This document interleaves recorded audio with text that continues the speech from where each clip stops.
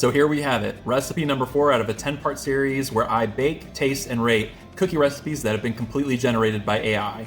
For this week's recipe is a honey lavender cookie. This recipe was challenging. Not only the fact that lavender is such a strong flavor and can easily overpower the cookie, but the initial consistency of the batter based on the original recipe was very wet. It was almost like cake batter. Because of this, I had to doctor it up by adding an extra half cup of flour.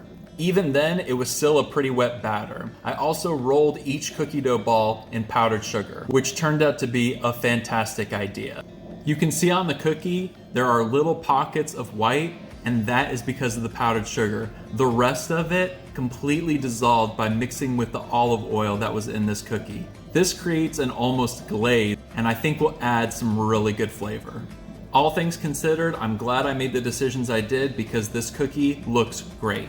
We've got a thick cookie with a brown bottom, and I'm just so excited about this glaze. I think it's gonna taste great. Hopefully it has some of the lavender flavor. I'm hoping that it's just right. Let's get our cross section and then we'll see how it tastes. So of course in this recipe, we didn't add any mix-ins, so you're not going to see anything in the cookie, but it does have great structure. It looks like it's going to be a nice, and feels like it's gonna be a nice chewy cookie. I'm excited to taste this. Let's go for it. This is a very pleasant cookie. The lavender flavor, I think, is perfect. It comes through just enough that you know it's supposed to be there, but it's not overpowering. This cookie has a soft, chewy texture to it, and as I suspected, the glaze just elevates it.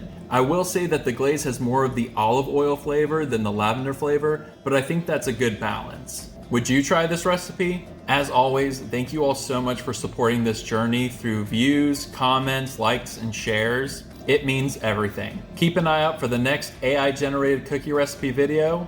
We'll see you next time.